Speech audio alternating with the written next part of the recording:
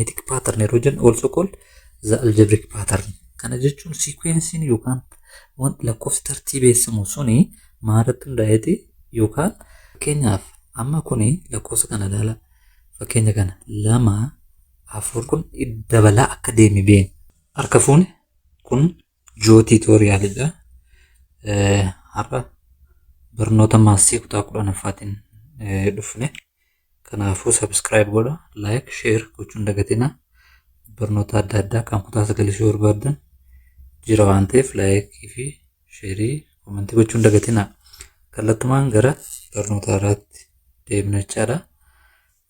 Maassii kutaa 10ffaa unit 1 irraa jalqabna jechaadha. Relation and functions jedhurraa har'a akka introduction matti mata xiqqoo yaalla. Kutaa ittaanu garuu bal'isnee barachuuf yaalla. Kanaafuu relation jechuun relation irraa jalqabna. Kitaaba keessan bantanii hordofuu dandeessu. Relation jechuun Oromiffisa hariiroo akka jechuuti. Hariiroo waa'ee hariiroo ilaallaa. Hariiroo erga keessatti hariiroo maal isa jedhu. Relation is a set whose elements are ordered pair. Kana jechuun relation yeroo jennu tuuta miseensi isaa cimdiidhaan ta'an jechaadha. Cimdiidhaan ta'an yookaan tarreeffaman akka jechuuti. Kana jechuun walitti dhufeenya wantootaa jechaadha. Warri cimdiidhaan ta'an sun walitti dhufeenya isaan qaban yookaan hariiroo isaan qaban mul'isna jechaadha herrega keessatti. Fakkeenyaaf fireeziiwwan yookaan jechoota akka is smaller than, 2 is smaller than 4. Amma kun walitti dhufeenya isaanii ibsuudhaaf gaaleewwan kana fayyadamna herrega keessatti. Greater than, is multiple of, is factor of, is father of, is son of. Walitti isaan dhufeenyi isaan qaban gaaleewwan kanaan kan inni ibsamu jecha. Gaaleewwan kanaan ibsama. Smaller than fakkeenyaaf 2 is smaller than 4. 4 is greater than 2. Walitti isaan dhufeenya isaan qaban herrega keessatti immoo relationiin waan akkasiitiin gaaleewwan kanaan ibsama yeroo baay'ee akka introduction itti ilaalumaaf malee gadi fageenya kutaa ittaanu keessatti na ilaalla waan ta'eef waan isin cinqu hin qabu jechaadha. Relationiin arriidhaan bakka bu'a herrega keessatti arriidhaan bakka bu'a salphaamatti jechaadha. Inni biraan functioniidha. Functionii yeroo jennu herrega keessatti is a special type of relation. Gosa relationiiti yookaan type hariirooti garuu hariiroo addaati. Maaltu adda godha? Isa jedhuuf immoo function is a relation in which no two order pairs have the same first element. Kana jechuun first element second element yeroo jennu cimdiiwwan jiran keessa cimdiidhaan tarreeffamu jenneeran bisila hariiroon cimdiiwwan jiran cimdii jalqaba dhufu kanneen biraa hojii yoo waliin fakkaatu ta'edha. Yoo wal fakkaata ta'e functioning jedhamu. Functioning relationidha. Functioning hundumtu relationidha. Garuu relationiin hundumtu functioning ta'uu hin danda'u. Maaliif maal ta'uu qaba? First elementiin isaa the same ta'uu qabu. Fakkeenyaaf first element yeroo jennu cimdii amma fakkeenyaaf hariiroo tokkoffaan cimdiidhaan yeroo barreeffamu 2 tapannee 2,3 2,5 7,9. Kana jechuun inni farstii kana jecha doominii isa jennu gadi fageessine ni ilaalu. Waa'ee doominii waa'ee range kutaa ittaanutti ilaalla waan ta'eef. Kanaafuu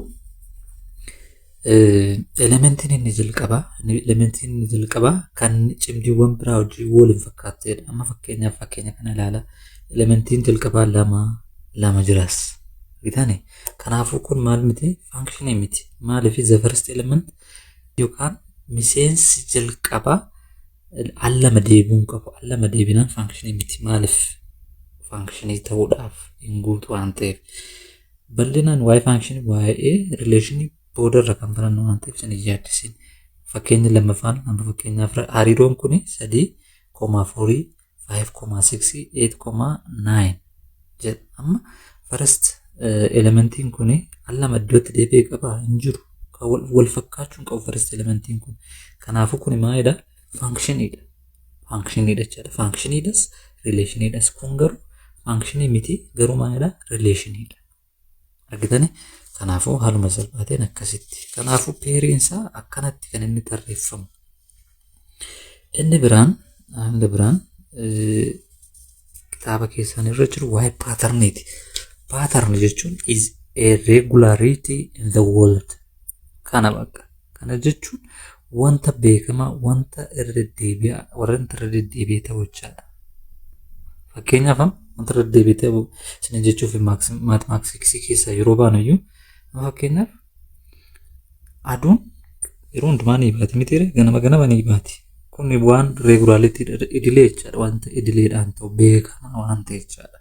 Kanaaf herrega keessattis wanti beekamaa ta'e yeroo hundumaa dhaabbataa ta'e jira. Kanaafuu waa'ee sanaati paatarnii yeroo jennu wanta tokko wanta irra deddeebi'ee ta'u wanta yeroo baay'ee irra deddeebi'ee ta'u wanta beekamaa akka jechuuti paatarnii. Salphaamatti regularity in the world. Fakkeenyaaf even number pattern. Even number patternniin eenyu akka ta'e miseensota yookaan elementii even numberii beekna jechaadha. Kana jechuun lakkoofsa guutuu jechaadha. Meeqarraa kaa lakkoofsi guutuu 2, 4, 6, 8, 10, 12. Kun paatarnii lakkoofsa maaliiti? Guutuu ta'eeti. Lakkoofsa guutuu ta'e jechuun maaliiti beekna? Kanaaf teefalee 2 hiramuu danda'u jechaadha. 0 irraa kaa kun dhiifama. 0 irraa ka'ee 2, 4, 6, 8, 10, 12 jechaadha. Kanaafuu paatarniin lakkoofsa guutuu 0 irraa ka'ee 2, 4, 6, 8, 10. Paatarniin kun amma yeroo arginu kan eenyu akka ta'e barraa kan even number akka ta'e barra jechaadha. Beekamaadha yeroo hundumaayyuu wanta irra deddeebi'ee ta'u waan ta'eef jechaadha. Odd number patternniin meeqarraa jalqaba? 1, 3, 5,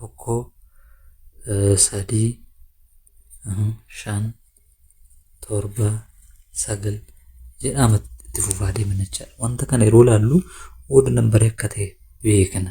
Addunyaa kana keessatti lakkoofsa maatimaatiksii keessatti yookaan seera maatimaatiksii keessatti paatarnii jechuun wanta beekamaa wanta dhaabbataa ta'e.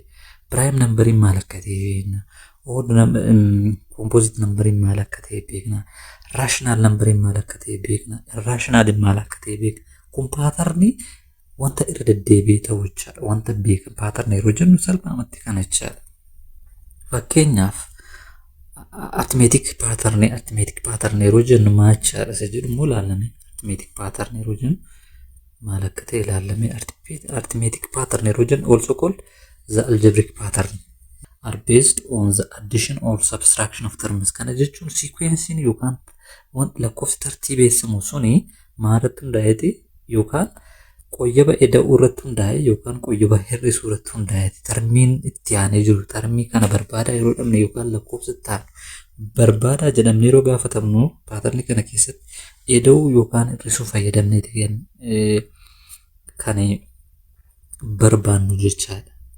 kan barbaannu jechaadha. Fakkeenyaaf amma kuni lakkoofsa kana ilaala. Fakkeenya kana 2, 4, 6, 8, 10 jedhaa deema. Amma kun dabalaa akka deemi beekna. Kana jechuun ida'aamaa akka jiru beekna. Meeqaan ida'aamaa akka jiru erga hubannee booda immoo meeqaan dabalaa jira isa jedhu immoo hubachuun dirqama.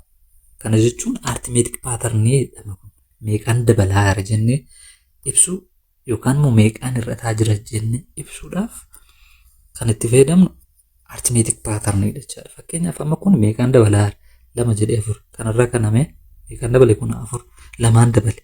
Kun ammas 2 akka dabalaa jiru beekamaadha. 2 kana booda bakka duwwaa kana barbaaduu dandeenya. Kanaafuu for sure kanatti taaree dhufu kanatti 2 edaanee arganna jechaadha. Meeqa taaree 12 ta'a. 10 da'uu 2 12 ta'a jechaadha. Waan akkasii arithmetic patternii jedhama.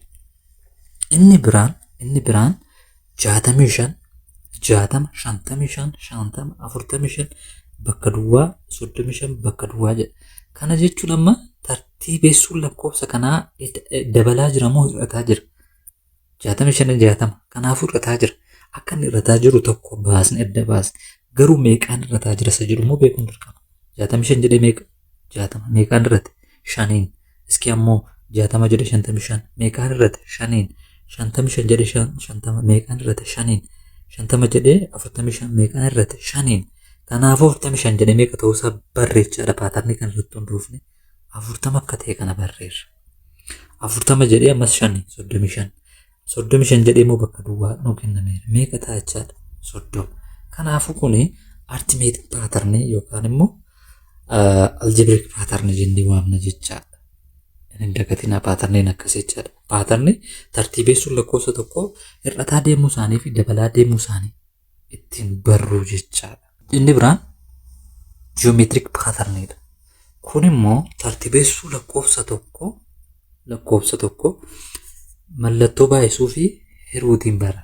Amma artimeetikii hir'isuu fedhuudhaan dabalaa fi hir'achaa jiraachuun isaanii kan barru mallattoo kanaan fayyadamneeti. Amma immoo kan kanaa immoo multiplicationii yookaan division operation qoyyoboota baay'isuu fi hiruu fayyadamneeti.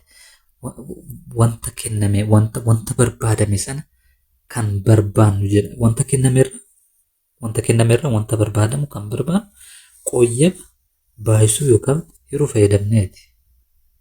Kun maal jedhama? Ji'oomeetirik paatarnii fakkeenya 2 jedhee 4 jedha. Argitanii?